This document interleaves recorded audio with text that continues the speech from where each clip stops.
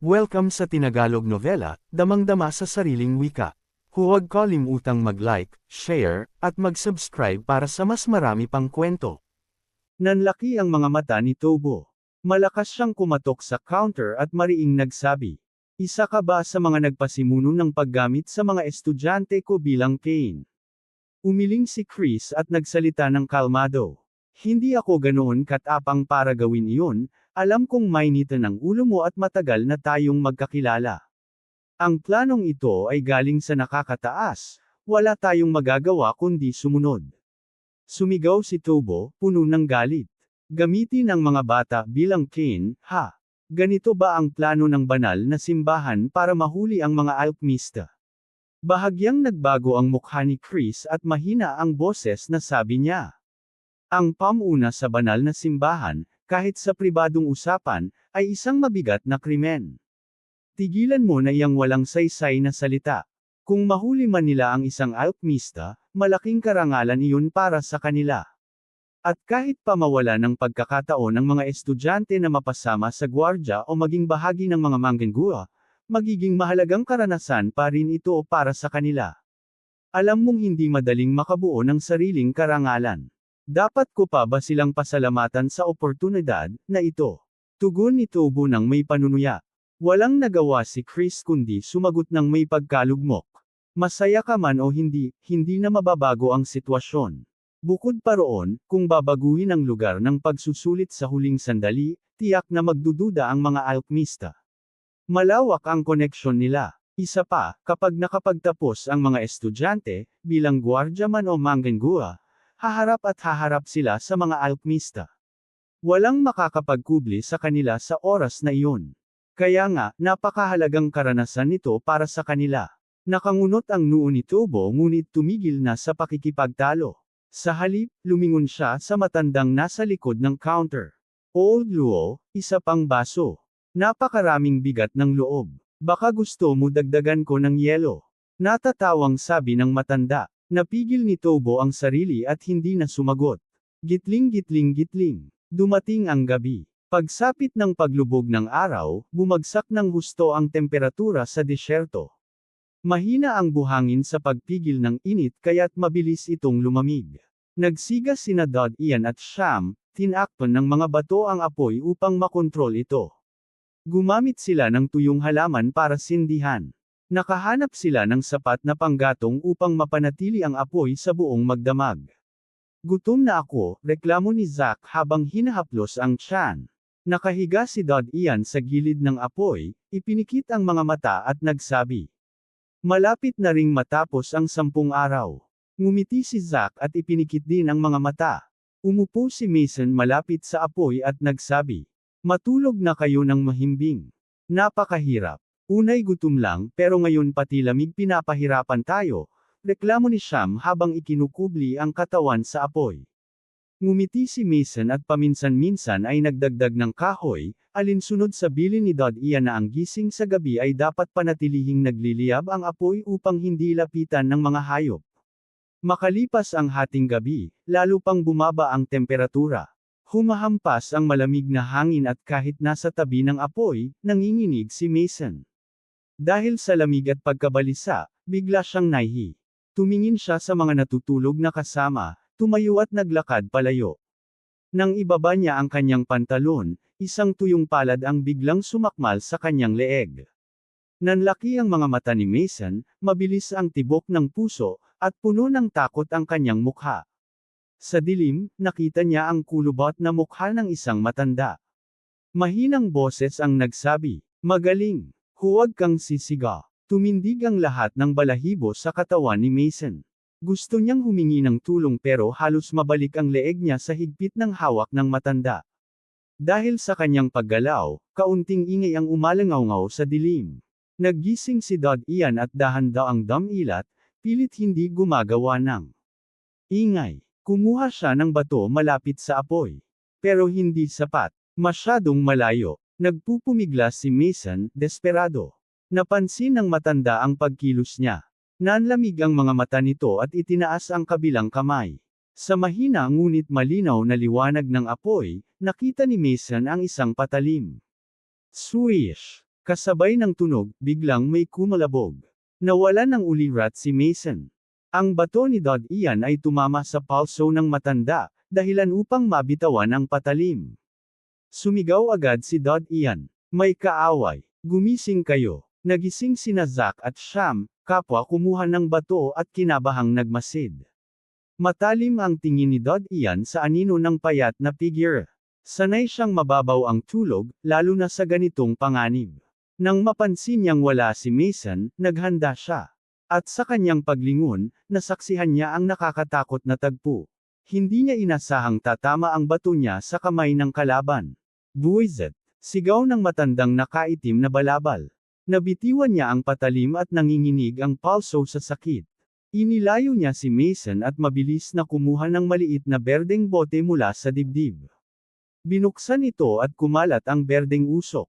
Walang pag-aalinlangan, inihagis niya ang bote patungo kay Dod Ian. Kumalat agad ang usok. Nagbago ang mukha ni Dod Ian, tinakpan ang ilong, at gusto sanang balaan ang tatlo pero huli na. Nalanghap nila ang usok. Bumagsak agad si Mason. Nanlaki ang mga mata ni Dod Ian at nagpanggap na walang malay. Narinig niya ring bumagsak sina Zack at Sham. Hindi niya alam kung lason ang usok o pangpatulog lamang. Kinabahan siya at napaisip, isa ba itong bahagi ng pagsusulit? Kung gayon, tiyak na malalagas ang mga maliliit na grupo. Baka ang tunay na layunin ay pilitin silang magkaisa. Walang hiyakang bata. Mura ng matanda habang naglalakad papalapit. Pinag-aksaya nila ako ng isang bote ng elixir ng nawalang kaluluwa, bulong nito sa sarili. Hindi alam ni Dod Ian kung ano ang ibig sabihin noon. Naghanda siyang umatake, hawak ang buhangin sa kamay. Nararamdaman niya ang tuyong palad na sumunggab sa kanyang paa. Parang mga buto lang ang kumakapit. Kung susubukan siyang patayin ng matanda, handa na sana siyang lumaban. Ngunit imbes na saktan, hinayla lang siya ng matanda. Bumigat ang loob ni Dod Ian. Dapat na ba siyang umatake? O maghintay ng tamang pagkakataon? Dahan-daang iminulat ni Dod Ian ang kanyang mga mata. Mula sa apoy na kumikislap, nakita niya ang matandang lalaki na hinihila siya papunta sa kadiliman. Kumislap ang kanyang mga mata ngunit isinuko niya ang ideya na umatake. Ang paghagis ng buhangin sa likod ng matanda ay walang magiging epekto. Sa halip, mawawala pa ang pagkakataong gumawa ng biglaang pag-atake. Bukod pa rito, nahila na siya ng 3 o 4 na metro. Ang pinakamabuti niyang magagawa ay kumuha ng bato na malapit sa apoy. Ngunit ang mga batong nakapaligid sa apoy ay nagbabagang mainit. Kahit makakuha siya ng isa, maaari lamang niya itong may hagis ng walang tiyak na tama. Hindi ako pwedeng pumasok sa lungga niya. Alam ni Dod Ian na nasa matinding panganib siya. Napakaraming ideya ang umikot sa kanyang isipan. Kailangan niyang gumawa ng paraan bago pa siya tuluyang mahayla papasok. Hindi niya alam kung may iba pa sa lungga ng matanda. Ayaw niyang mapunta sa kanyang awa. Bumalik ang matanda sa lugar kung saan gustong umihi ni Mason kanina. Yumuko siya para damputin ang punyal. Nagpasya si Dod Ian na iyon na ang tamang oras. Tumutok ang kanyang tingin sa gilid ng apoy kung saan nakakalat ang mga bato. Kinuha niya ang isa. Mainit iyon na halos pamaso, ngunit tiniis niya ang sakit. Tumayo siya at sa lakas ng momentum ay buong lakas na inihagis ang bato. Bang! Hindi tinamaan ang ulo ng matanda ngunit tumama ito sa kanyang likod.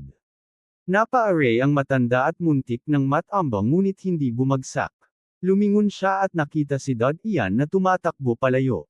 Hindi niya akalain na maloloko siya ng isang bata ng 2 beses. Galit na sigaw niya, papatayin kita. Inihagis niya ang kanyang kamay mula sa maluwang na manggas. May tumilapon palabas. Tumama ito kay Dod Ian. Bumagsak siya sa lupa. Ang kanyang likod ay nagdurusa sa matinding sakit na halos ikawala niya ng malay. Nalito ang kanyang isipan, hindi dapat ganito kabilas ang matanda, bato ba iyon? Paglingon niya, nanlaki ang kanyang mga mata. Isang nilalang na parang ahas, nakakabit sa manggas ng matanda, ang kumikislap sa liwanag ng apoy. Kasing lapad ito ng palso ng sanggol at mahigit 3 metro ang haba. Punit ang manggas. Ang nakakakilabot, Ang katawan nito ay nakakabit mismo sa balikat ng matanda at nakaugat doon. Nakakagimbal ang mga ugat na umuumbok sa braso ng matanda. Nakakadiri at nakakasindak. Dalawang salita ang pumasok sa isip ni Dod Ian, biochemical transformation. Lumaki siya sa pamilyang siyentipiko kaya alam niyang may ganitong bagay. Noon pa man, itinuturing itong bawal. Lahat ng eksperimento sa tao ay labag sa batas. Tanging sa ikalawang digmaang pandaigdig lamang ito ginamit ng lantaran bilang sandata. Narinig na niya noon ang kanyang ama at kapatid na pinag-uusapan ito. Ngunit hindi niya akalain na makakakita siya ng ganito sa mundong tila hindi pa umaabot sa antas ng rebolusyong industriyal. Nabigla si Dod Ian. Ang bahagi ng balikat ng matanda kung saan nakakabit ang nilalang ay patuloy na lumalaki at bumabalot, at may lumalabas na malagkit na likido. Tinitigan siya ng matanda, maliit na demonyo, hindi kita basta papatayin. Hihiwa-hiwain kitang pira-piraso. Gagawin kitang bahagi ng aking mga eksperimento. Pagkasabi nito, mabilis siyang lumapit kay Dod Ian. Namutla si Dod Ian. Ngayon niya lang tuluyang naunawaan na hindi ito bahagi ng pagsusulit kundi totoong panganib. Gusto niyang tumayo ngunit labis ang sakit sa kanyang likod. Bukod pa rito, kahit sinubukan niyang pigilin ang paghinga kanina ng pakawalan ng matanda ang berdeng usok, naapektuhan pa rin siya. Nanlalambot ang kanyang mga paa at kamay. Gusto mong tumakas. Mariing sabi ng matanda. Sinunggaban niya ang buhok ni Dod Ian at kinaladkad ito. Napahawak si Dod Ian sa kamay ng matanda dahil sa sakit, pakiramdam niya'y mapupunit ang anit niya. Huminto ang matanda at kinaladkad siya hanggang sa isang hukay na nakita na niya dati. Pumasok ka. Sinipa ng matanda ang kanyang katawan papasok. Gamulong siya pababa, tumatamas sa mga hagdan. Ang kanyang mga braso at likod ay labis na sumasakit. Ilang saglit pa, bumagsak siya sa lupa. May mahinang ilaw sa paligid. Isang silid sa ilalim ng lupa. Bumaba rin ang matanda sa hagdan. Nilingon ni Dod Ian ang lagusan na tinakpan ng kahoy. Malamang ay may nakalampas sa ibabaw ng silungan kanina at naalerto ang matanda. Mapait siyang ngumiti. Kung saan may masaganang halaman, doon din may tubig. Lokal na iyon ang pinakamainam na lugar para sa isang silungan. Dapat ay naisip niya agad. Diretso ang matanda sa isang mesa. May mga bote, tableta at iba pang gamit doon. Hinalo niya ang ilan at ininom. Napatingin si Dod Ian sa paligid. May mga kabainet na nakahilera. Sa ibabaw nito ay malalaking bote na salamin. Ang ilan ay may lamang mga kamay ng tao, isa ay may ulo ng babae. Ang iba ay may puso, baga at iba pang laman loob. Napansin ng matanda ang kanyang titig. Huwag kang magmadali. Hahanapan din kita ng sisidlan. Nangangitim ang mukha ni Dod Ian at nagsabi, sabi ng banal na simbahan, ang mga tulad mo'y ibinenta na ang kaluluwa sa dyablo, tama ba? Tumawa ng mapanukso ang matanda, dyablo. Ginagamit ng simbahan ang Diyos at dyablo para linlangan ang mundo. Kapag natapos ko ang aking eksperimento, ako ang magiging Diyos. Anong eksperimento? Tanong ni Dod Ian. Sa totoo lang, nais lamang niyang bumili ng oras para makabawi ng lakas at makaisip ng paraan para makatakas. Umiling ang matanda, huwag ka nang umasa. Alam mo ba kung ano ito? Binuksan niya ang isang drawer at inilabas ang maliit na pana. Nagbago ang mukha ni Dod Ian. Lalo ng pabor ang sitwasyon sa matanda. Ngunit hindi siya sumuko. Mariin niyang sinabi, kung Diyos ka nga, bakit pagpatay ang gamit mong kasangkapan? Tumawa ng malamig ang matanda, karunungan iyon ng Diyos, hindi mo mauunawaan. Ang dakilang alchemy ay magbibigay ng immortalidad. At karangalan mo na ang maging material sa aking eksperimento. Alchemy. Nagduda si Dod Ian. May kaalaman siya sa batayan ng alchemy. Masasabing ito ang ugat ng kimika na nagmula pa sa Ehipto. Isa sa mga layunin nito ay gawing ginto ang mga mabababang metal. Ngunit ang pinakabanal na mithiin ng alchemy ay ang paglikha ng Philosopher's Stone o bato ng pantas na ayon sa alamat ay magbibigay ng walang hanggang buhay. Sa kasaysayan, maraming tanyag ang nadawit dito. Maging si Newton ay nahumaling sa alchemy. Alchemiste ka ba? Tanong ni Dod Ian na may kaba. Hindi ba tungkol lang sa paggawa ng ginto ang alchemy? Mariing ngumisi ang matanda, hindi ko inasahan na may alam ka. Ngunit may dalawang sangay ang alchemy. Ang isa'y tumututok sa paglikha ng Philosopher's Stone para sa immortalidad. Ang kabilang pangkat, na kinabibilangan ko, ay nag-aaral ng mga buhay na bagay upang lumikha ng buhay, upang maging Diyos. Sa wakas ay naintindihan ni Dod Ian kung paano naging ganoon ang braso ng matanda. Karamihan sa mga eksperimento ng mga alchemista ay ginagawa nila sa kanilang sariling katawan. Ngunit ayon sa resulta, malinaw na nabigo ang eksperimento. Ang dagdag na paa ay tila sumusunod sa mga signal ng nerbyo para kumilos. Ngunit bawat kilos ay may kapalit na kabayaran. Kung hindi, ang ganitong uri ng mutasayon ng katawan, sa panahong gaya nito, ay tiyak na magiging isang walang kapantay na sandatang pandigma. Ang matanda ay tila nais ng magpahinga, kaya't inutusan niya si Dod Ian sa malamig na tinig. Doon ka pumunta. Mahigpit ang hawak ng matanda sa maliit na pana. Gusto niyang ipakita na kung tatanggi si Dod Ian, agad niya itong babarilan. Tumayo si Dod Ian. Sa sitwasyong nasa bingit ng kamatayan, siya'y balisa at magulo ang isipan. Malalim ang kanyang paghinga upang pakalmayan ang sarili. Nangangatog ang kanyang katawan habang dahan-dahan siyang naglakad papunta sa mesa na itinuro ng matanda. Malaki ang mesa, at sa gilid nito ay may mga kasangkapang gamit sa paghiwa, ang ilan ay may bakas pa ng dugo. May narinig si Dod Ian mula sa kaliwa. Paglingon niya, nakita niya ang isang malaking kulungan. Naroon ang mahigit 100 ahas na nagpipilipit. Malinaw na ginagamit din ang mga ito sa mga eksperimento. Tahimik na pinagmamasdan siya ng matanda, gaya ng isang mangangaso na nag-aabang sa huling saksak ng biktima. Nang mapansin niya ang nagbago sa mukha ni Dod Ian, bahagyang kumerbo ang labi niya sa isang malupit na ngiti. Sa puntong iyon, nakarating na si Dod Ian sa mesa. Nakikita mo ang tanikala. Itali mo ang braso mo, utos ng matanda. Tinitigan ni Dod Ian ang mga tanikalang nakakabit sa mesa. Malinaw na ginagamit ang mga ito sa mga eksperimento. Kumislap ang kanyang mga mata ngunit kinuha pa rin niya ang tanikala at itinali sa kanyang palso. Sumili ang paghamak at panunuya sa mukha ng matanda. Kapag nakatali na si Dod Ian, gugupitan niya ito hanggang mamatay. Bang! Napayuko si Dod Ian, kasabay na inalog ang tanikala at tinamaan ang kulungan ng ahas. Nagpilipit at nagpumiglas ang mga ito upang makatakas. Batang demonyo, wika ng matanda. Kailan ka pa naging tuso? Akala mo ba makakatakas ka rito? Lumabas ka na at patatawarin pa kita.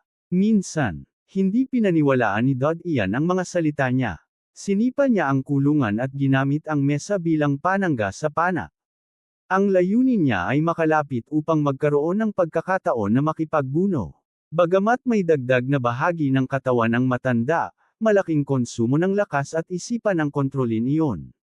Ang pinakamahinang punto ng ganitong mutasayon ay ang labis na pagpapahina sa gumagamit. Matapos ang ilang sipa, bumagsak ang kulungan sa mesa. Sa kabutihang palad, may bumukas na pinto at agad na gumapang palabas ang mga ahas. Ang ilan ay nagtungo sa dilim, ang ilan sa matanda, at karamihan kay Dod Ian. Ngumiti ang matanda. Wala namang pagkakaiba ang buhay at kamatayan sa akin. Ngunit agad din siyang natigilan. Ang mga ahas na dapat sana'y papunta kay Dod Ian ay biglang lumiko, 4 o 5 sa kanila ay dumiretso papunta sa matanda. Paano? Namutla ang matanda. Napatingin siya sa mesa at biglang nangulimlim ang mukha. Kaya pala naglakas loob siyang galawin ng kulungan. Higpit ang hawak ni Dod Ian sa isang maliit na bote ng pulbus. Ipinahid niya ito sa buong katawan. Noon pa man ay pinagtiwalaan niya ang boteng ito, na tiyak na ginagamit ng matanda para hulihin ang mga ahas. Kahit tawagin pa ang sarili bilang alchemista, malinaw na ang lakas niya ay nakasalalay sa mga kemikal. Hindi posibleng mahuli ng matanda ang lahat ng ahas nang walang gamit. Nang makita ni Dod Ian ang boteng nakapatong lang sa mesa, mabilis niya itong sinunggaban. Siguro'y dahil matagal nang mag-isa ang matanda kaya nakakalat lang ang mga gamit niya. Humph! Dinampot ng matanda ang isang kayumangging balabal na nakasabit sa dingding at agad isinuklob. Sa sandaling iyon, tumigil ang mga ahas at gumapang papalayo sa kanya. Naintindihan ni Dad Ian na ang balabal ay may parehong pulbos at ginagamit sa paghuli ng ahas. Bata, mas mabuti pang sumunod ka, nakatitig pa rin ang matanda habang nakahanda ang pana. Kapag lumitaw si Dad Ian, agad niya itong babarilan. Bagamat bata pa, nakapagbigay ng banta si Dad Ian ng sunod-sunod kaya't hindi siya bibigyan ng pagkakataon. Nagmasid si Dad Ian sa silid. Tanging pagpapatamba sa alkmista ang tanging paraan upang mabuhay. Mayroon siyang maliit na daga, ngunit hindi iyon sapat. Sinunggaban niya ang isa pang panghiwang kasangkapan mula sa mesa na hawig din sa daga.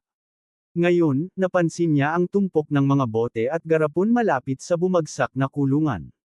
May mga etiketa ang mga ito, dalawa ay malinaw na nakasulat, asupra at uling. Isa ito sa pangunahing sangkap sa paggawa ng pulber. Kumislap ang mga mata ni Dad Ian, puno ng pananabik. Ngunit agad siyang nadismaya nang hindi niya makita ang nitric acid. Ang asupra at uling lamang ay hindi sapat upang makagawa ng pulber. Nakasuntok siya, para bang binigyan ng pag-asa ngunit agad ding binawi. Nakikita ko, may hawak kang daga. Handa kang lumaban, ano? Muling nagsalita ang matanda. Bumigat ang loob ni Dad Ian, alam ng matanda na armado siya. Gutom ka na ba? Dagdag pa nito. Sa pagkarinig, biglang sumiklab ang gutom sa tiyan ni Dad Ian matapos ang maghapong walang laman. Ngunit kahit paano, nakahinga siya ng kaunti, may oras pa siyang mag-isip. Biglang kumalat ang berdeng usok. Nanlaki ang mga mata ni Dad Ian at agad tinakpan ang bibig at ilong. Hindi niya inasahan na gagamitin pa ng matanda ang lason sa loob ng makipot na silid. Malinaw na may antidote o paraan siya para hindi maapektuhan. Pigang-piga ang ilong ni Dad Ian, mabilis ang tibok ng puso. Alam niyang nauubos na ang oras niya. Hindi siya tumindig dahil maaaring nakatutok na ang pana sa kanyang posisyon. Sa oras na tumayo siya, siguradong babarilan siya. Ngumigiling ang kanyang ngipin, mariin ang hawak sa daga. Tinitigan niya ang bote ng pulbos sa kamay, handa na siyang ihagis ito. Ngunit sa isang iglap, may ideyang kumislap sa kanyang isipan. Please subscribe Tinagalog Novela. Maraming salamat po. Munting demonyo, tingnan natin kung hanggang kailan ka makakayanan. Ang matanda ay may suot na madilim na berdeng maskara, tanging malamig na mga mata lang ang nakikita. Nakatingin siya sa mesa. Ang kanyang mga daliri ay nasa pana, handang paputukin ito kay Dad Ian anumang oras. So, isang anino ang biglang lumipad mula sa mesa. Mabilis na pinindot ng matanda ang gatilyo ng pana. Isang maikling palaso ang kumawala, mabilis itong lumipad ngunit hindi nito tinamaan ang anino. Tumama ito sa likuran ng kahoy na cabinet. Sa oras na iyon, isang bote ng pulbos ang nahulog sa paanan ng matanda. Nagbago ang kanyang mukha at mabilis na tumingin paitaas upang makita si Dad Ian na tumatalon mula sa sahig. Ngunit hindi siya tumalon patungo sa mesa kung nasaan ang matanda, kundi sa aparador. Basta na lamang niyang sinunggaban ang mga bote at garapon at isa-isang inihagis ang mga iyon sa matanda. Pumutok ang galit ng matanda. Mahirap buuin ang lahat ng mga materyales na iyon para sa eksperimento. Ang makita silang nababasag at natatapon sa lupa ay ikinabaliw niya. Muli siyang naglagay ng palaso sa pana at itinutok iyon kay Dad Ian. Ngunit sa maikling oras na iyon ng pagkakarga, nakabalik na muli si Dad Ian sa likod ng mesa. Lintik kang batang demonyo. Halos magliyab sa galit ang mga mata ng matanda. 2 beses na siyang nabigong tamaan si Dad Ian. Kung may magsabi sa kanya noon na mabibigyan siya ng panganib ng isang bata, tatawanan lang niya ito. Pero hindi na ngayon. Gusto kong makita kung hanggang saan ka aabot. Sinilip ng matanda ang berdeng usok na unti-unting pumupuno sa silid. Nakita ko na, hawak ni Dad Ian ang malaking bote ng asupra na kanina pa niya napansin. Sa oras na iyon, nahihirapan na siyang huminga dahil sa kakulangan ng oxygen sa loob ng silid na puno ng berdeng usok. Sa kasamaang palad, wala siyang bagay na maaaring pagsindihan. Buwisit. Walang apoy, walang apoy. Bumagsak ang kanyang pag-asa. Sa kalagitnaan ng kanyang pagkabalisa, napansin niya ang mga anino sa pader na gawa ng liwanag. Ang lampara ng langis, bulong niya. Bakit hindi ko ito naisip kanina? Naramdaman niyang bumalik ang pag-asa. Mabilis niyang pinunit ang tela mula sa kanyang damit at ibinalot ito sa bote ng asupra. Pinisil niya ang kanyang mga ngipin. Ang kanyang buhay at kamatayan ay nakasalalay kung magtatagumpay o mabibigo ang galaw na ito. So, nakita ng matanda ang grupo ng mga lumilipad na anino. Sa likas na pag-iingat, pinaputok niya ang pana. Tumagos ang palaso sa isa sa mga bote, ngunit may isa pang bote na nakadirekta sa kanya at hindi iyon tinamaan. Sa pagmamadali, iniangat niya ang kanyang kaliwang braso upang saluhin ito.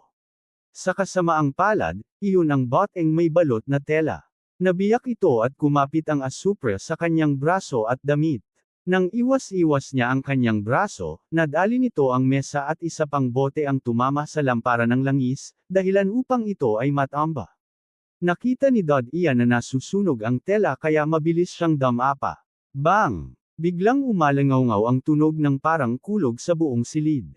Nabiyak ang ilang bahagi ng kahoy sa itaas at bumagsak. Napuno ng alikabok ang paligid. Ramdam ni Dod Ian ang matinding puwersa ng pagsabog na tumama sa mesa at nagpadurog sa kanyang katawan. Pakiramdam niya'y mababali ang kanyang mga tadyang. Damaloy ang luha mula sa kanyang mga mata dahil sa sakit. Hindi na niya nakontrol ang kanyang paghinga. Kaya naman napasipsip siya ng maraming hangin. May amoy ng sunog na asupra. Higit pa rito, nakalanghap siya ng tira-tirang berdeng usok. Nanghina ang kanyang mga kamay at paa. Nabutas ang itaas ng silid. Pumasok ang malamig na hangin na nagtaboy palabas ng masamang hangin na may halong asupra at berdeng usok. Unti-unti siyang nakahinga ng sariwang hangin. Agad gumapang si Dod Ian paalis dahil sa lakas ng pagsabog. Hindi niya alam kung kailan tuluyang guguho ang silid at ayaw niyang mabaon ng buhay.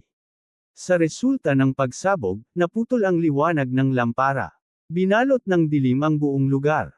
Dahan-dahan siyang gumapang papunta sa direksyon ng matanda kahit wala siyang nakikita.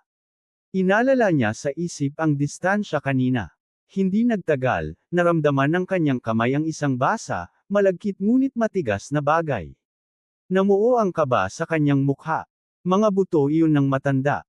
Kahit nasa dilim, alam niyang bahagi iyon ng katawan na naiwan matapos ang pagsabog. Hindi niya inaasahan na ganoon kalakas ang epekto ng pagsabog ng asupra. Hindi man ito ginawang pulbera, marahil naging mabisa dahil sa prinsipyo ng dust explosion. Pumatay ako ng tao, nang inig ang kanyang isipan. Isang buhay ang nawala sa kanyang kamay. Nakita na niya ang paghihirap ng mga mahihirap at ang baluktot na batas ng mundong ito, ngunit ang personal na pumatay ng tao ay hindi niya kailanman naisip na mangyayari.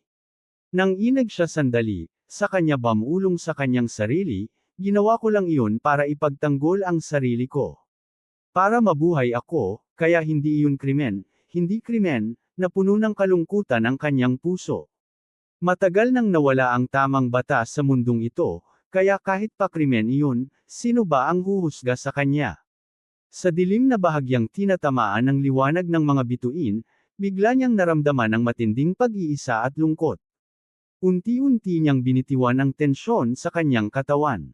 Nawala ang takot sa kanyang puso, at napalitan ng malamig na kawalang bahala. Tahimik niyang tinitigan ang sirang bahagi ng bangkay ng matanda.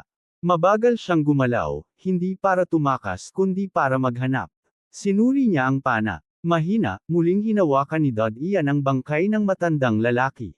Kahit may takot pa rin sa kanyang puso, hindi na siya kasing kabado tulad kanina. Kinapa niya ang balabal. Nakakita siya ng dalawang bagay sa gusot na kasuotan ng matanda.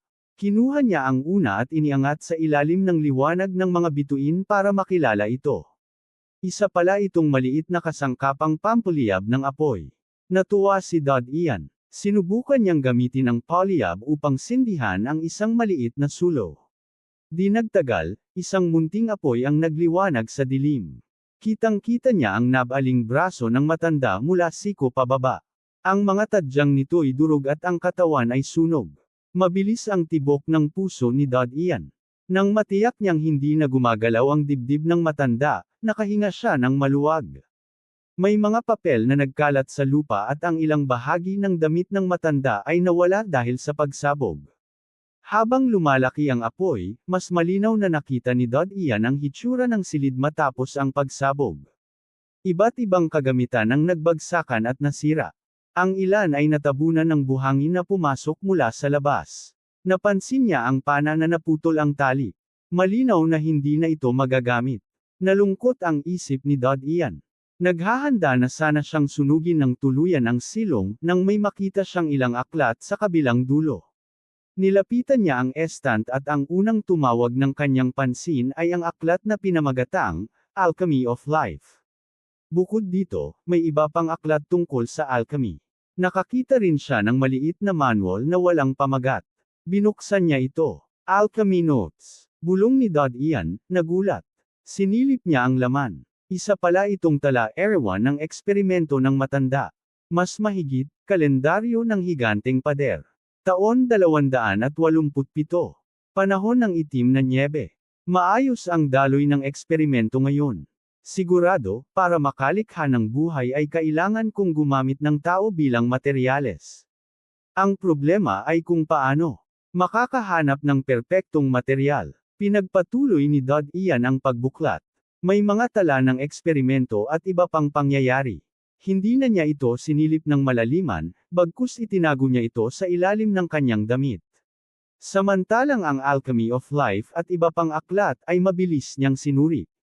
Bagamat magaganda ang mga pamagat, pakiramdam niya'y mga batayang aklat ng biyolohiya lamang ang mga iyon. Hindi niya kinuha ang mga iyon dahil masyado silang makapal at madaling makita kung itatago niya. Mula sa kilos ng matanda, alam niyang hindi maganda ang reputasyon ng alchemy sa mundong ito. Kung hindi, bakit kailangan pa nitong magtago sa disyerto upang lihim na mag-eksperimento? Pinilas ni Dod Ian ang mga aklat at inihagis sa apoy.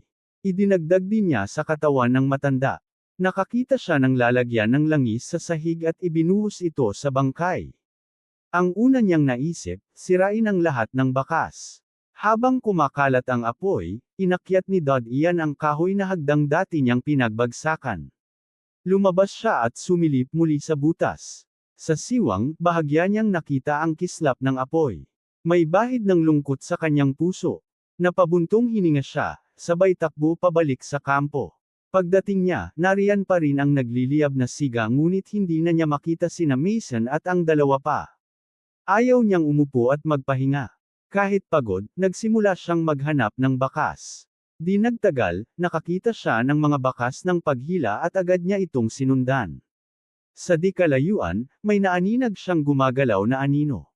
Nang makalapit, nakita niya si Zack na hinihila sina Mason at Sham. Hindi ba siya naapektuhan? Nagtataka si Dod Ian. Naalala niya, si Zack ay laging maingat.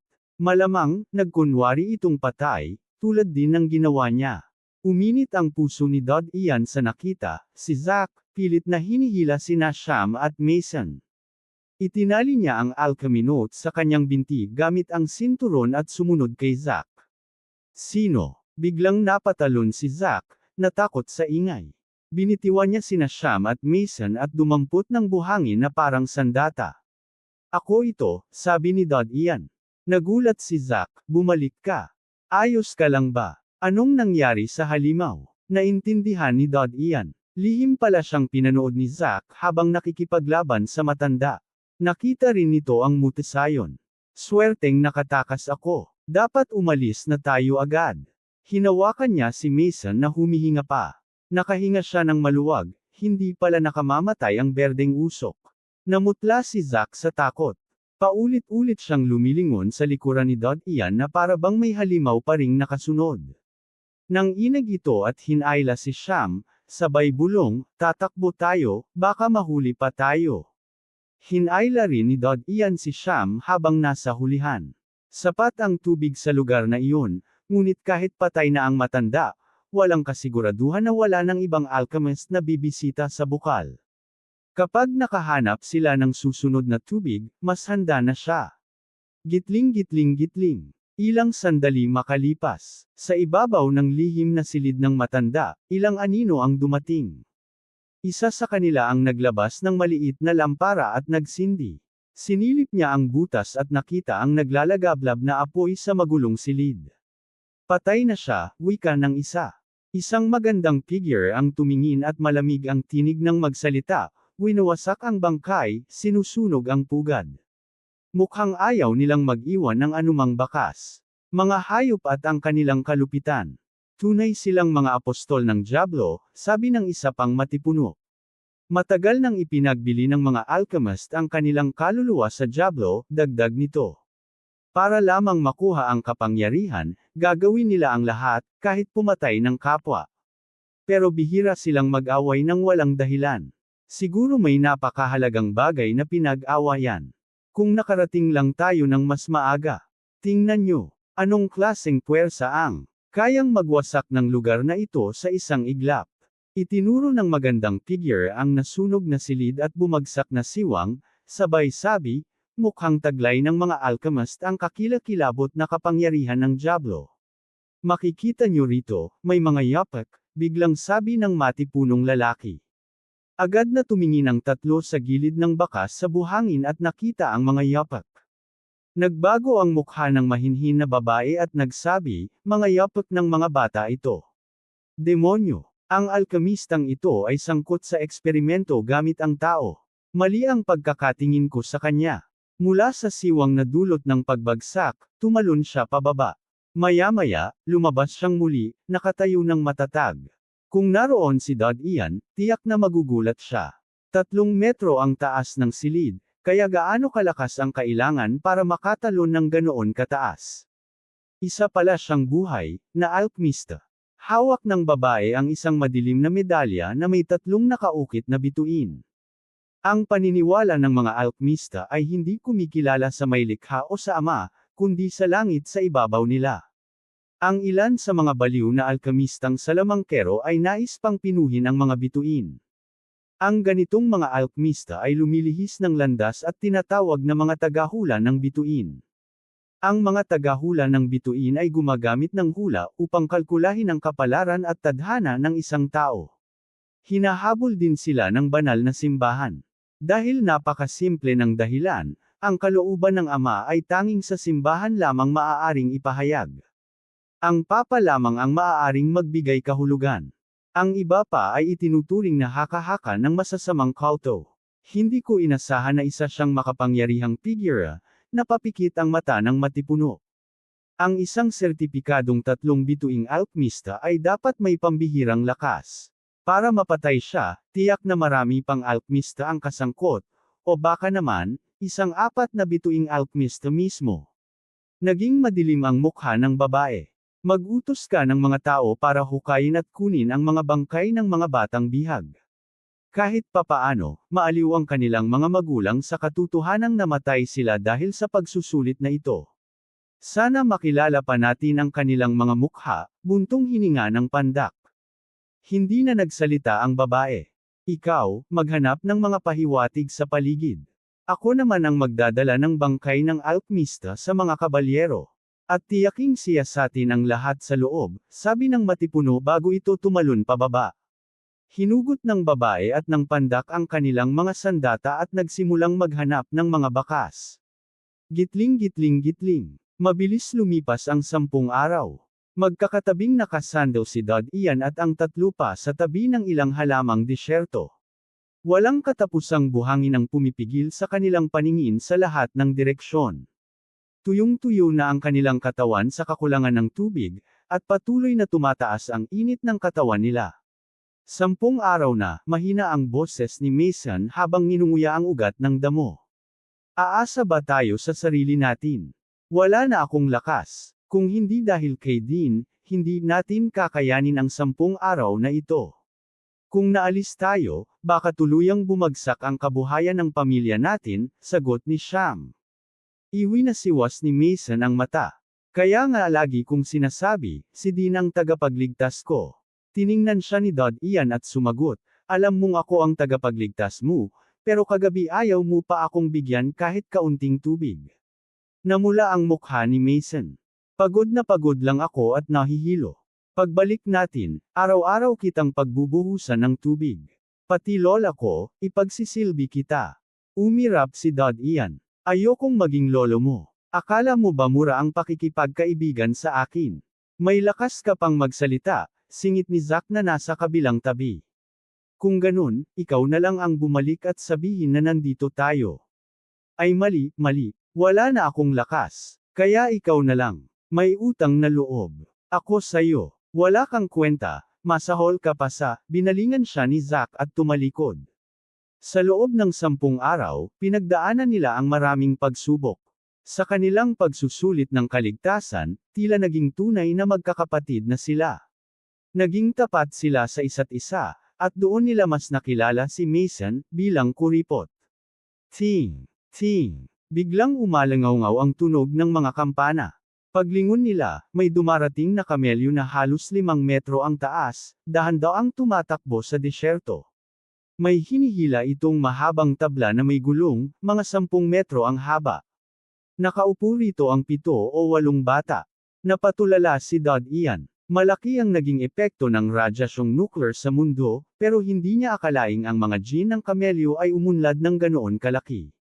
Bukod sa doble ang laki kaysa sa normal, may mga kaliskis na parang ahas sa mga kuko nito, worry isang halimaw pandigma. Nakakita na siya noon ng 3 metrong kabayong itim, ngunit mas kamangha-mangha ang ebolusyon ng kamelyo. Kamelyo iyon. Sigaw ni Zack na nakilala agad ang hayop. Pinakamainam na hayop sa disyerto, haha, gusto pa sanang tumawa pero nilamon ng hangin at buhangin ang bibig niya at muntik ng mabulunan. Nakita ni Dad Ian ang mga batang nasa ibabaw ng tabla, sila ang mga nakapasa sa pagsusulit ng kaligtasan. Tapos na ang pagsubok. Nakahinga siya ng maluwag. Sa wakas makakabalik na siya para makapagpahinga at makapag-aral ng mga tala ng Alkmaya. Sabik siyang malaman ang tungkol sa mga siyentipiko ng mundong ito. Halina kayo, kayong 4, tawag ng babaeng nakaupo sa ibabaw ng kamelyo, may takip ang mukha. Agad na gumapang ang 4 papunta sa likod ng kamelyo at umupo sa tabla. Nabuhay pala kayong 4, wika ng isang payat na binata na nakaupo roon, may halong gulat. Tiningnan siya ni Dad Ian at naalala, ito ang batang nakatira sa silid katabi ng kanila. Ngumiti siya ngunit hindi sumagot.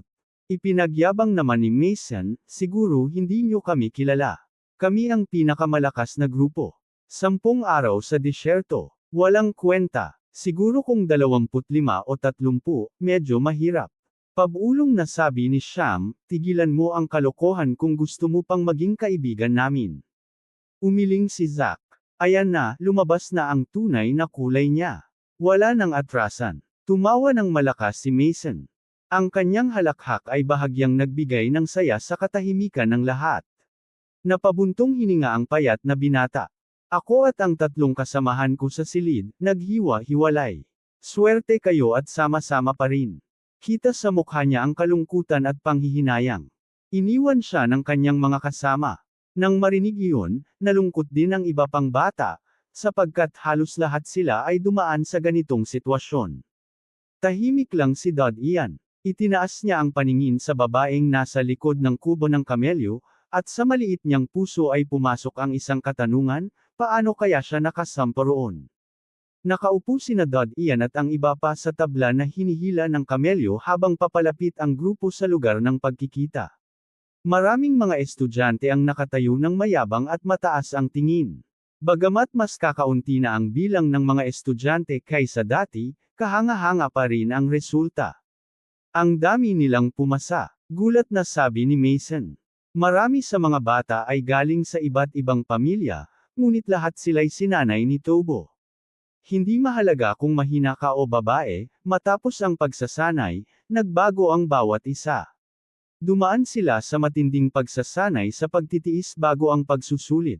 Bukod dito, sa pagsusulit sa disyerto, hindi sapat ang tibay ng katawan. Kailangan ng talino at swerte upang mabuhay. Hinding-hindi ko inasahan na ganito karami ang malalakas, muling sabi ni Mason na may damdamin. Akala ko tayo lang ang desperadong mabuhay. Hindi ko naisip na pare-pareho pala tayong lahat ng pinagdadaanan. Alam ng lahat ang hirap ng 10 araw na pagsusulit. Ang katotohanang nakaligtas sila ay isang himala na. Ngunit nauunawaan nilang lahat na upang matapos ang kurso, hindi sapat ang kasalukuyan nilang pagsisikap. Kailangang higaitan pa nila ng 10 beses ang kanilang kakayahan. Sa paglubog ng araw, dumating ang huling kamelyo mula sa disyerto. Ang lahat ng mga pumasa sa pagsusulit ay nagtipon-tipon.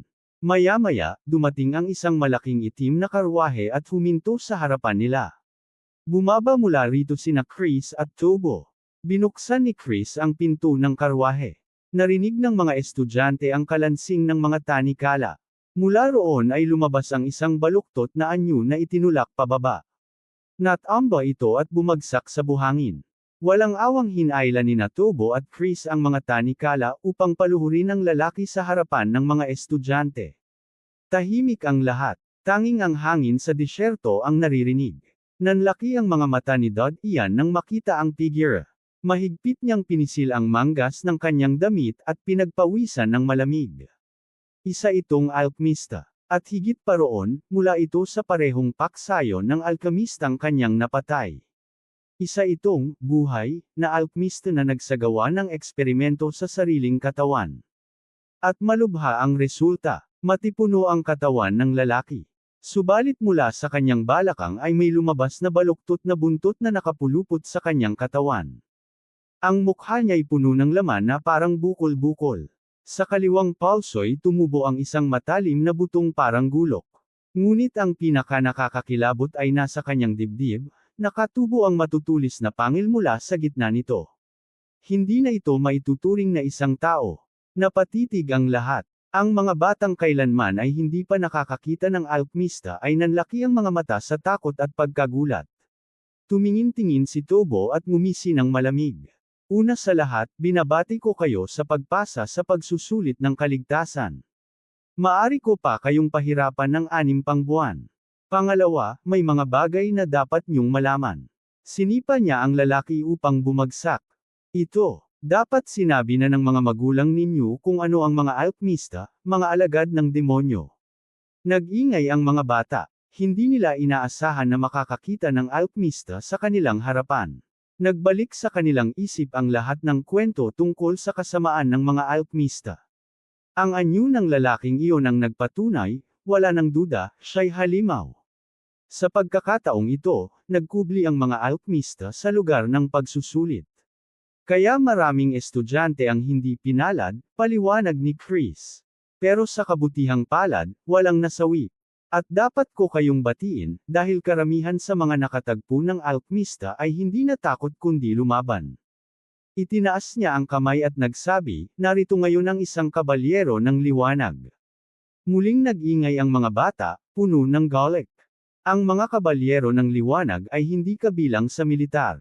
Sila'y mga eksklusibong kabalyero ng banal na simbahan, simbolo ng dangal at dalisay na kalooban. Kahit ang Maharlika ay nagnanais na ipakasal ang kanilang anak sa isang kabalyero ng liwanag dahil sa kanilang karangalan. May isang kabalyero ng liwanag. Hindi ko inakalang tumulong siya sa pagdakip ng demonyong ito.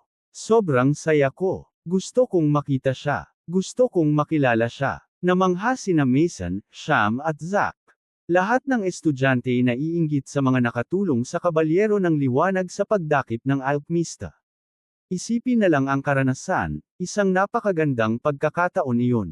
Ngumiti si Chris at malakas ang tinig, sa kabuuan, 38 estudyante ang nakatagpo ng mga alkmista. 17 sa kanila ang hindi sumuko at nakipaglaban hanggang dumating ang kabalyero ng liwanag. Lalo na kagabi, si Lorian ay hindi lang nakatakas, kundi nakapagbigay pa ng senyales na siyang nagbigay daan upang masundan at madakip ng kabalyero ang demonyo.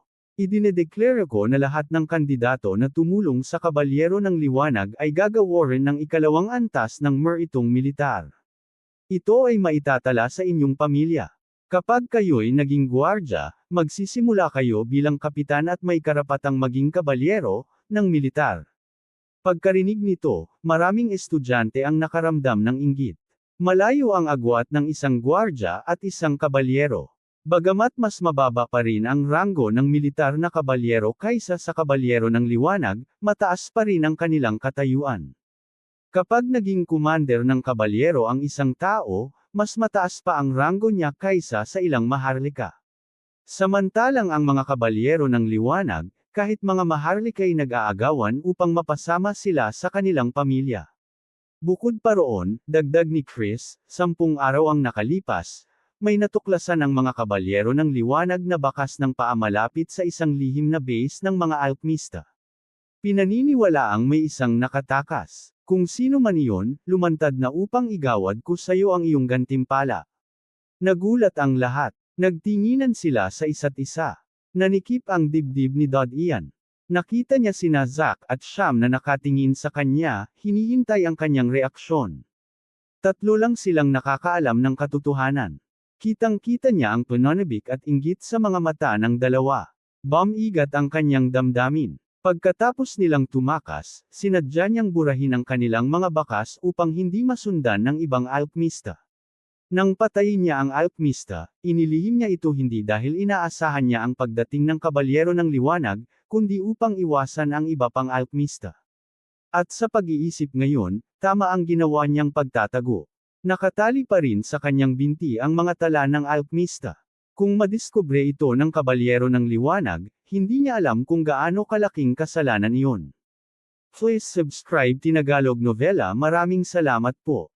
Bagaman sinabi ni Chris na napakaakit ng gantimpalang ibinibigay ng militar, sapat na ang katinoan ni Dod Ian upang talikuran ang ideya ng pag-angkin ng premyo. Hindi siya sigurado kung anong mga bakas ang narecover ng mga kabalyero ng liwanag mula sa silid ng mga alkmista. Ginamit niya ang apoy upang sirain ang lahat, ngunit ang mga bakas ng pagsabog ay hindi mawawala. Kung siya ay isa sa ilalim sa masusing pagtatanong, tiyak na magkakamali siya. Bukod pa rito, nakatago sa kanyang pantalon ang mga tala ng alchemy, kaya kung sakaling siya ay masiyasat, tiyak na sakuna ang kahihinatnan. Ang tanging nais niya ay makalayo sa mga kabalyero ng liwanag. Mas malayo, mas mabuti. Pagkakataon ng kabalyero, masakit ang dibdib ni Dod Ian, ngunit kinagat niya ang dila upang pairalin ang pag-iingat. Dean, napakagaling, ng kasiyahan ang mukha ni Zack. Ngunit nang makita niya ang matalim na tingin ni Dod Ian ay agad siyang tumigil. Nagulat sina Mason, Zack, at Sham. Matagal na silang magkakasama at lalo na pagkatapos ng 10 araw na pagsubok sa kaligtasan, alam na nila ang ugali ng isa't isa. Isang tingin lang ay nauunawaan na nila ang ibig sabihin ni Dod Ian. Hindi nila maiwasang magtaka kung bakit tinanggihan ni Dod Ian ang gintong pagkakataon. Ang gintong sagisag, ang pinakamataas na katayuang maaaring makamtan ng isang karaniwang tao, ay nasa kanyang mga paa, at kailangan niya lamang lumakad pasulong. Pangarap ito ng napakaraming tao.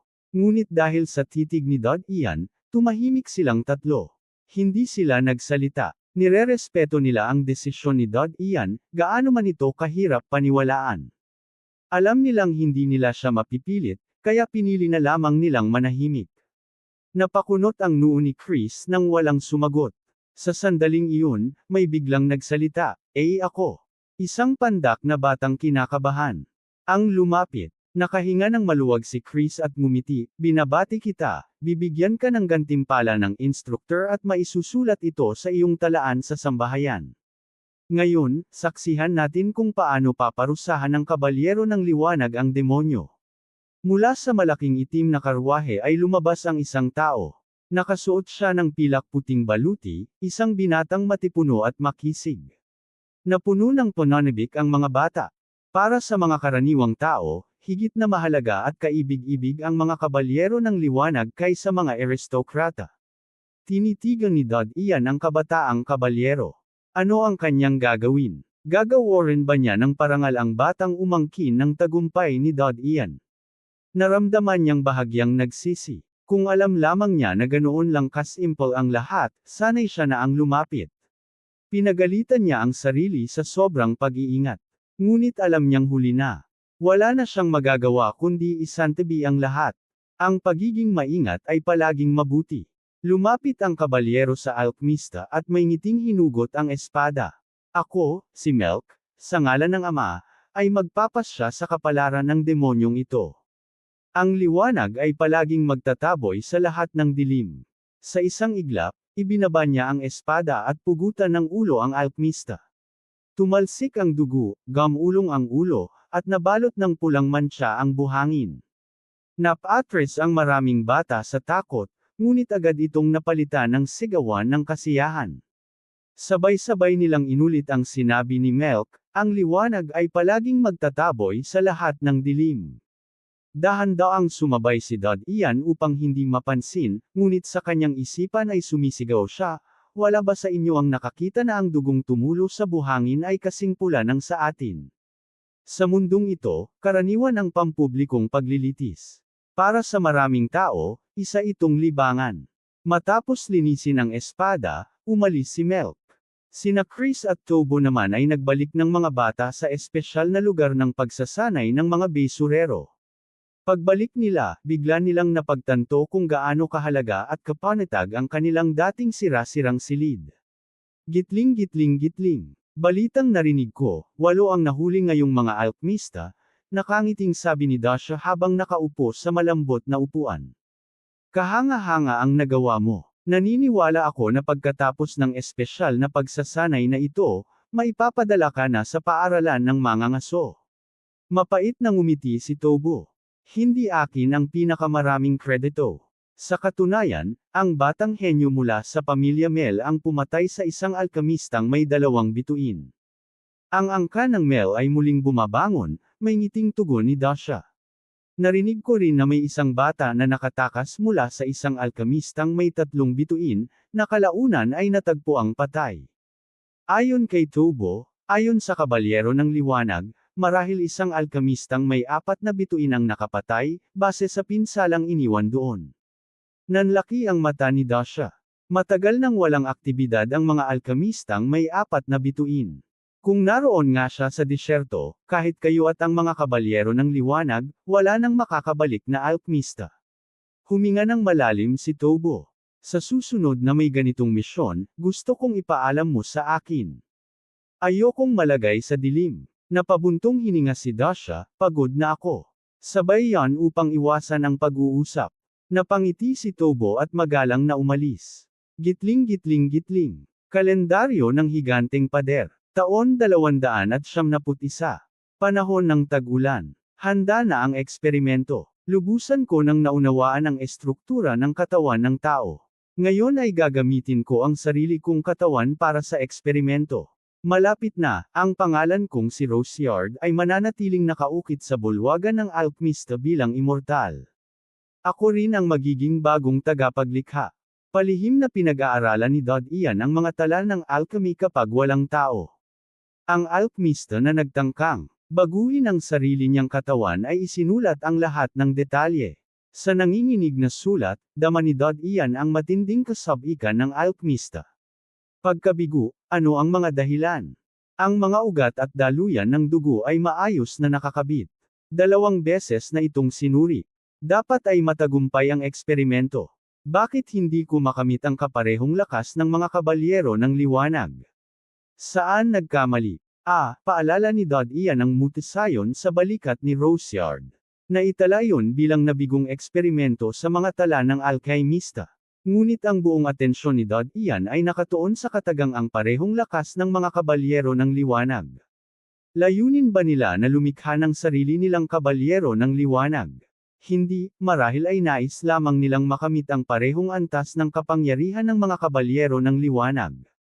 Posible kayang ang mga kabalyero ng liwanag ay binagong tao sa pamamagitan ng henetika at nakamtan nila ang kapangyarihang lampas sa imahinasyon ng karaniwang tao. Tiyak na ito ay isang nakagugulat na impormasyon. Napatunayan na ang mga life alchemist ay gumagamit ng mga pamamaraan ng operasyon upang baguhin ang kanilang pisikal na katawan. Kung ang mga kabalyero ng liwanag ay sa anumang paraan ay binagong mga tao, kung gayon ang banal na simbahan ay isang lubhang nakakatakot na nilalang. Kung hindi naman, tiyak na may mga maruruming kasunduan sa likod ng mga pangyayari.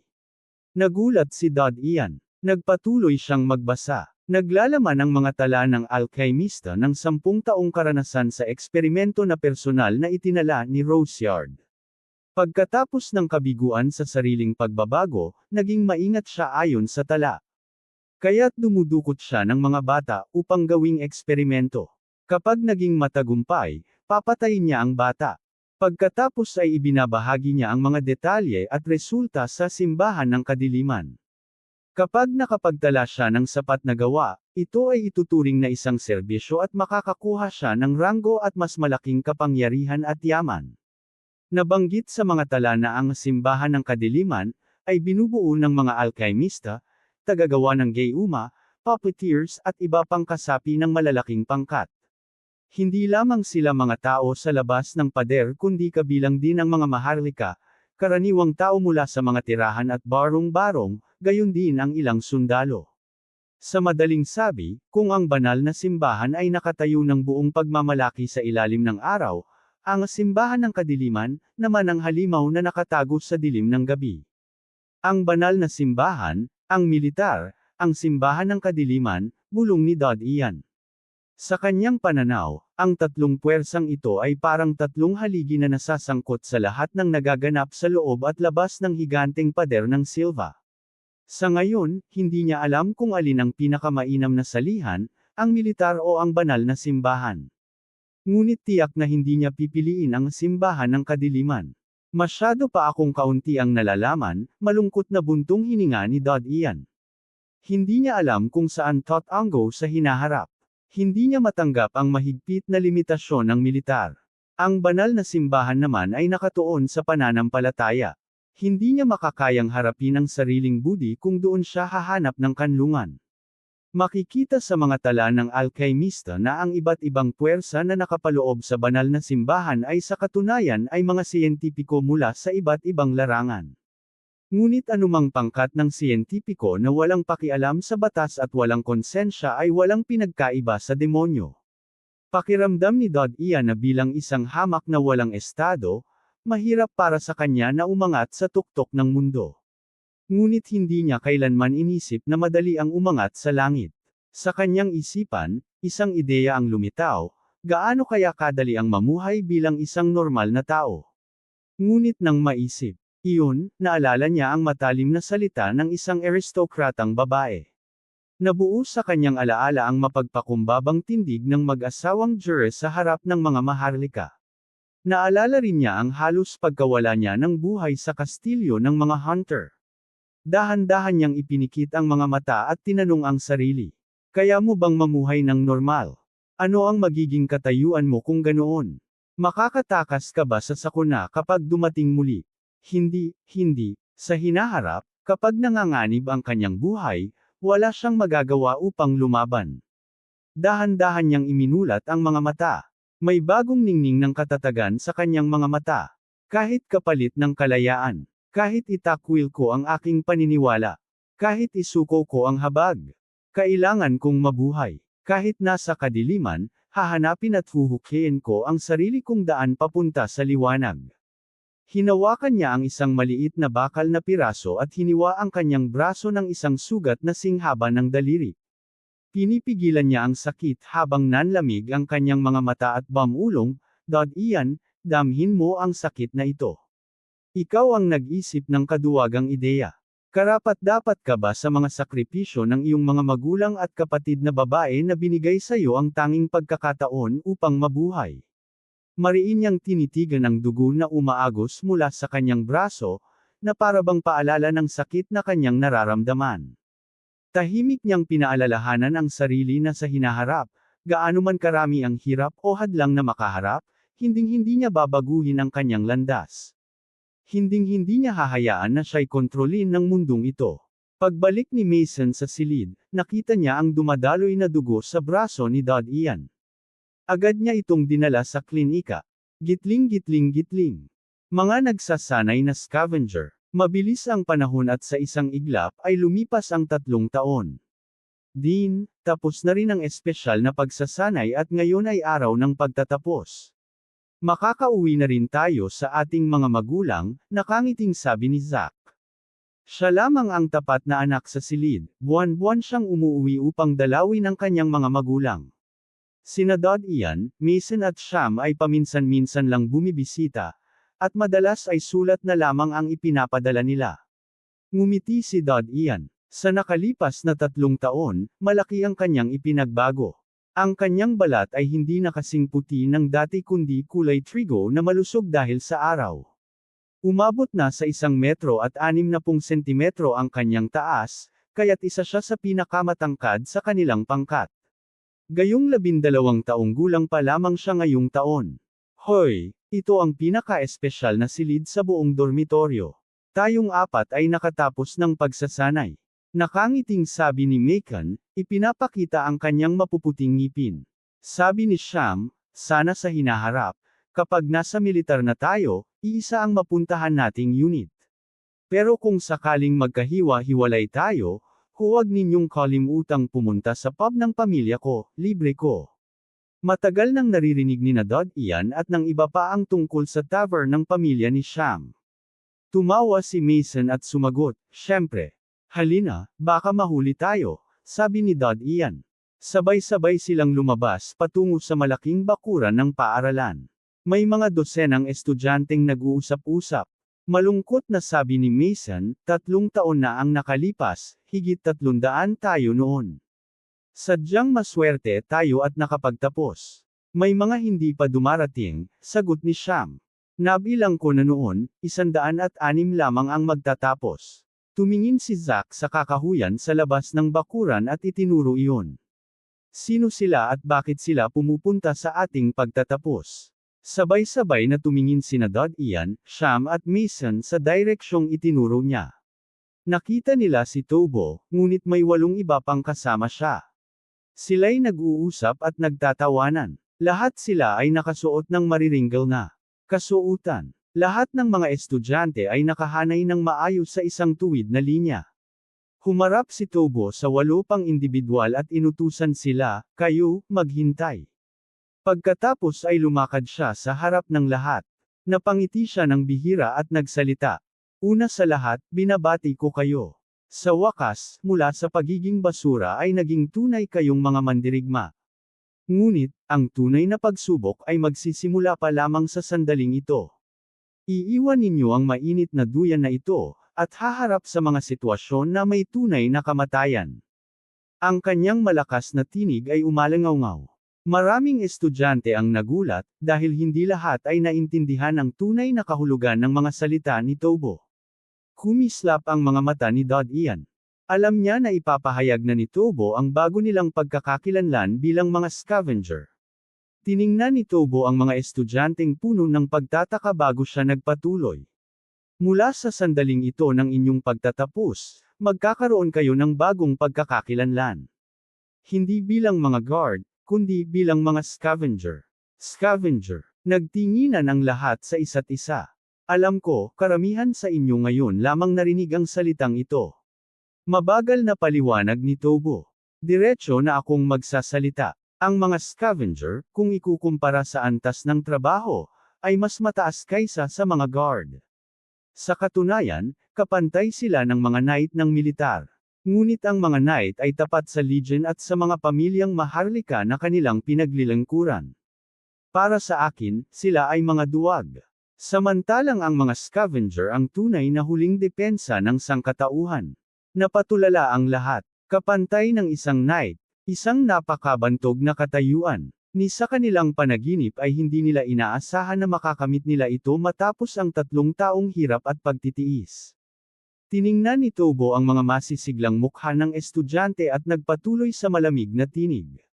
Ngunit, ang kaibahan ng scavenger at knight ay isa ay nasa dilim at ang isa ay nasa liwanag. Sa madaling salita, ang mga scavenger ay gumagawa sa likod ng anino. Hindi ninyo maaaring ipahayag ang inyong pagkakakilanlan kahit kanino, kahit sa inyong mga magulang, kapatid, o iniibig. Isa itong lihim militar. Bibigyan kayo ng pagkakakilanlan bilang guard bilang pantakip. Kapag nakalikom kayo ng sapat na merito, bibigyan kayo ng permanenteng tirahan sa commercial district. Sa huling sinabi ni Tobo, kumislap ang mga mata ng lahat sa pag-asa. Ang pamumuhay sa commercial district ay pinapangarap ng bawat sibilyan. Instructor, ano po ba talaga ang ginagawa ng mga scavenger? Tanong ng isang maitim ang balat na estudyante. Ang trabaho ninyo, tugon ni Tobo, ay pumunta sa mga itinalagang ligtas na lugar sa labas ng dambuhalang pader. Pagkatapos, kokolektahin ninyo ang lahat ng impormasyon at mga yaman doon at dadalhin pabalik dito. Nag-alsa ang lahat sa gulat. Naisip nila na walang libreng pagkain. Walang sino man ang nakakita sa labas ng dambuhalang pader. Ngunit sa kaibuturan ng kanilang puso, alam nila na mas malalaking panganib ang naghihintay doon. Instructor, maaari po ba akong tumanggi? Tanong ng isa. Oo, malamig na sagot ni Tobo. Ipapadala ang kabayaran sa iyong pamilya matapos ang iyong kamatayan. Nanlamig ang kanilang puso. Wala pala silang tunay na pagpipilian. Hindi ninyo kailangang mangamba. Totoong mapanganib sa labas ng dambuhalang pader, ngunit hindi kami nag-aksaya ng 3 taon ng oras at yaman para lamang magpalaki ng mga disposable na sundalo. Ang mga lugar na pupuntahan ninyo ay nasuri na bilang ligtas. Kung magiging maingat at mapagbantay kayo, walang masamang mangyayari. Hindi mataas ang antas ng pagkamatay ng mga scavenger. Tiningnan ni Tobo ang buong grupo at nagpatuloy, at higit pa rito, kapag lumabas kayo sa dambuhalang pader, matatanggap ninyo ang basbas ng Diyos. Basbas ng Diyos. Naguluhan ang lahat. Napataas ang kilay ni Dod Ian sa pagtataka. Itinuro ni Tobo ang 8 taong kasama niyang dumating kanina. Ang 8 ito ay kumakatawan sa militar at sa 7 consortium mula sa commercial district. Maaari kayong pumili kung kanino kayo sasali. Pagkatapos, magtatrabaho kayo para sa napiling consortium o militar. Ang lahat ng yaman na makukuha ninyo sa labas ng dambuhalang pader ay maaaring ipalit sa napakalaking kayamanan. Naalala ko, minsan ay may isang scavenger na nakapulot ng kakaibang bagay sa labas ng pader at binayaran siya ng 100,000 gintong barya para dito. Nagulat ang lahat. 100,000 gintong barya. Hindi masukat ang ganoong kayamanan. Hindi inasahan ni Dod Ian na maaaring tumanggap ng komisyon ang mga scavenger mula sa kanilang nakukolekta. Magandang paraan nga ito para yumaman. Ngunit alam niyang habang mas madaling yumaman, mas malaki ang kapalit na panganib. Lumapit ang 8 kinatawan sa harap ng mga estudyante. Ang unang nagsalita ay isang binatang nasa pinakadulo sa kaliwa. Narito ako bilang kinatawan ng militar.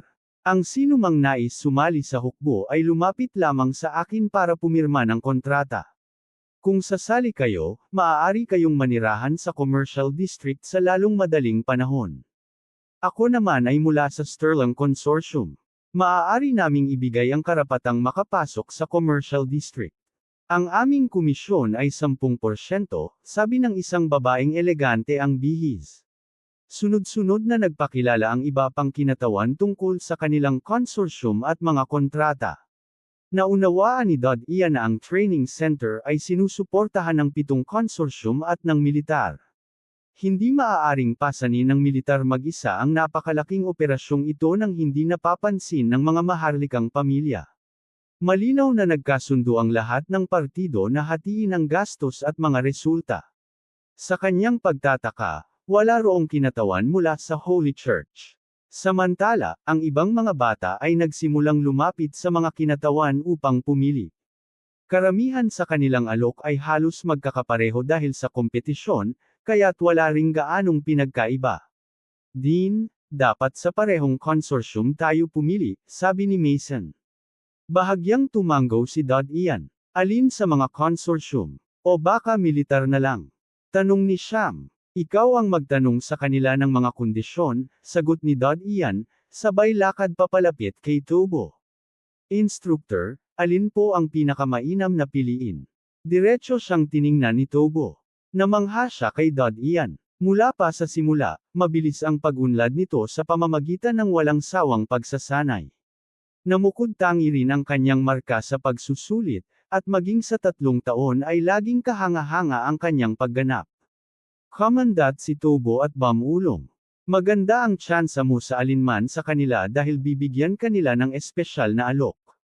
Pero sa pagitan lang natin, may malaking potensyal ang Melon Consortium. Nagulat si Dod Ian. Hindi niya inasahan na hindi militar kundi consortium ang irerekomenda ni Tobo. Nang aalis na si Tobo, agad lumapit sina Sham, Mason at Zack kay Dod Ian. Tinanong na namin lahat. Halos pareho lang ang mga alok. Pinakamaganda ang benepisyo ng militar ngunit mababa ang komisyon nila.